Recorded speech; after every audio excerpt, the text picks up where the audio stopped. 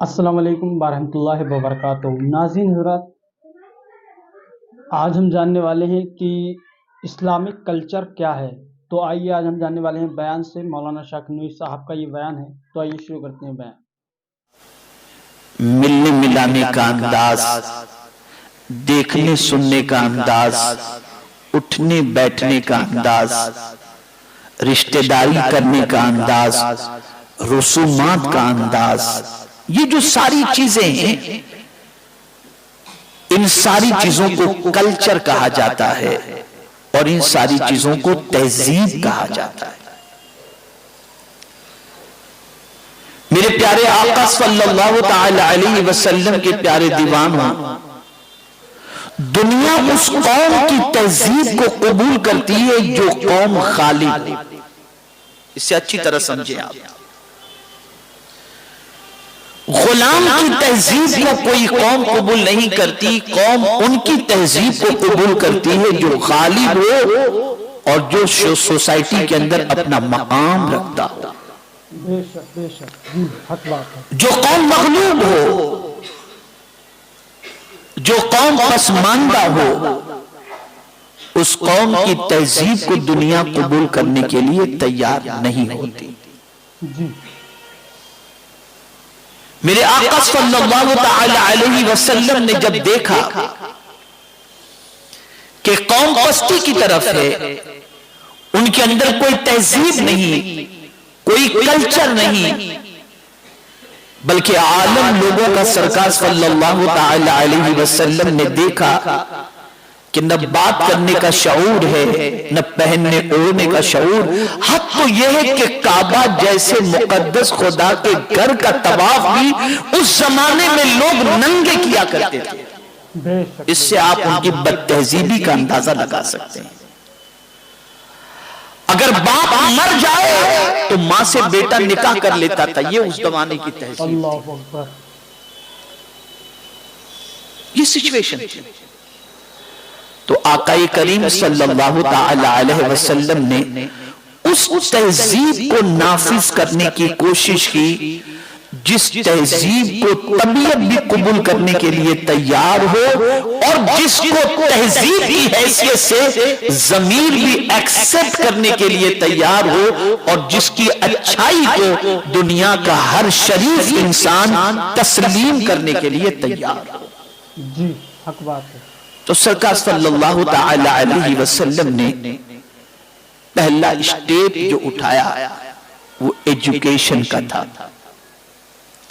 اور یہاں یہ بات آپ اچھی طرح سے ذہن میں رکھیں، اللہ رب العزت جل جلالہ اپنے فرستادہ پیغمبر کو اس دنیا کے اندر جب بھیجتا ہے تو سب سے اہم چیز جو پیغمبر کو عطا کی جاتی ہے من جانب اللہ، وہ ایجوکیشن ہوتا ہے، وہ علم ہوتا ہے۔ اسی لیے کوئی نبی بھی کسی انسان سے نہیں پڑھتا، بلکہ ہر نبی براہ راست خدا سے علم حاصل کرتا ہے۔ سبحان اللہ سبحان اللہ۔ اور علم میں اس کی شان یہ ہوتی ہے کہ دنیا کا کوئی پڑھا لکھا انسان اس کے علم کا مقابلہ نہیں کر سکتا، وہ علم میں اتنا پختہ ہوتا ہے۔ اب ظاہر سی بات ہے کہ اللہ کے فرستادہ پیغمبر جتنے بھی تشریف لائے تو سب سے بنیادی چیز ایجوکیشن، اور اس ایجوکیشن کی بنیاد پر وہ دنیا کے ہر انسان پر اپنی بالادستی کو وہ قائم رکھ سکتے۔ بلکہ پہلے دن کا سبق اگر ہم دیکھیں تو یہی پہلے دن کا سبق ہم کو ملتا ہے کہ حضرت آدم علیہ السلام سے پہلے فرشتے موجود تھے، لیکن فرشتے خدا کی بارگاہ میں جھکتے تھے تو مولا نے حکم دیا کہ آدم کو سجدہ کرو۔ اب آدم کے سامنے جھکانے کی وجہ کیا تھی؟ اس لیے کہ فرشتوں کے پاس عمل تو تھا، علم نہیں تھا، لیکن آدم کے پاس علم موجود تھا۔ پتا چلا کہ ہر کوئی علم کے سامنے جھکتا ہے۔ علم کے لیے وضاحت کی ضرورت نہیں، علم اگر کسی کالے شخص کے پاس بھی موجود ہو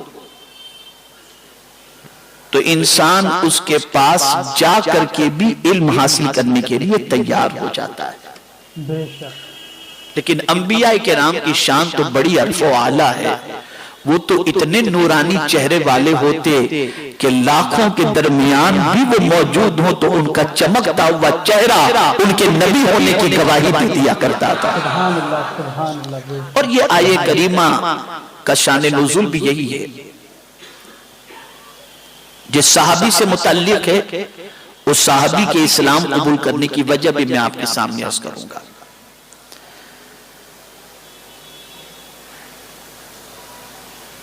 تو رسول اعظم صلی اللہ تعالی علیہ وسلم نے انسانوں کو تہذیب سے آراستہ کرنے کے لیے علمی بالادستی کو سرکار صلی اللہ علیہ وسلم نے قائم کیا اور ہر صحابی کو سرکار صلی اللہ علیہ وسلم نے علم کے زیور سے آراستہ کیا. چنانچہ سچویشن یہ ہوئی کہ جہاں جہاں بھی حضور صلی اللہ علیہ وسلم کے صحابی علم کے ساتھ پہنچے تو ان کا جو کلچر تھا لوگوں نے اس کلچر کو قبول کرنے کے لیے آمادگی کا اظہار کیا.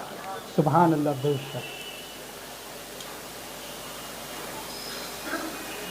اسلامک کلچر کی خصوصیت یہ ہے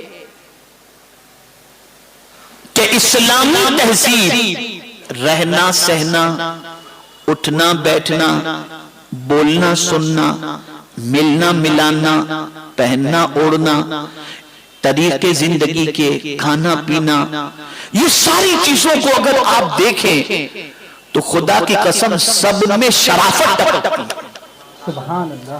سب میں شرافت ٹپکتی ہے. اور مغربی تہذیب کو اگر غور سے دیکھا جائے تو اس میں بیماری بھی ٹپکتی ہے اور بے حیائی بھی ٹپکتی ہے. میں صرف ایک کھانے کے حوالے سے بتاؤں.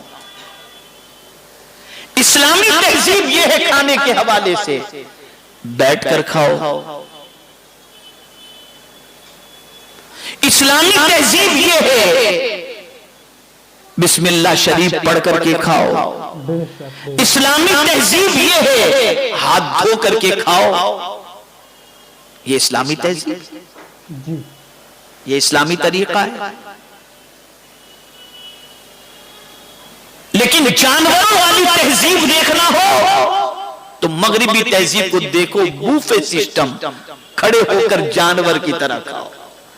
اب جب سائنس تحقیق کر رہی ہے تو یہ کہہ رہی ہے کہ کھڑے ہو کر کھانے سے کتنی بیماریاں پیدا ہوتی ہیں اور کھڑے ہو کر پینے سے کتنی بیماریاں پیدا ہوتی ہیں. سائنس کی تحقیق یہ ہے کہ اٹیک جو آتا ہے ہارٹ اٹیک جو ہوتا ہے اس میں ایک وجہ یہ بھی ہوتی ہے کہ جو آدمی کھڑے ہو کر پانی گڑ گڑ کر کے پی لیتا ہے اس سے بھی ہارٹ اٹیک ہونے کا اندیشہ ہے. لیکن میرے آقا صلی اللہ علیہ وسلم نے جو تہذیب ہمیں عطا کی ہے اس تہذیب کا کمال یہ ہے کہ ہر بیماری سے اس تہذیب کو اپنا لو تو اللہ نجات عطا فرما دے. سبحان اللہ سبحان اللہ. بے شک سبحان اللہ. تو بیان اچھا لگا ہو تو ویڈیو کو لائک کر دیں, چینل کو سبسکرائب کریں اور بیل آئیکن ضرور دبا دیں تاکہ آنے والی ہر اسلامی ویڈیو آپ تک سب سے پہلے پہنچتی رہے. السلام علیکم ورحمۃ اللہ وبرکاتہ.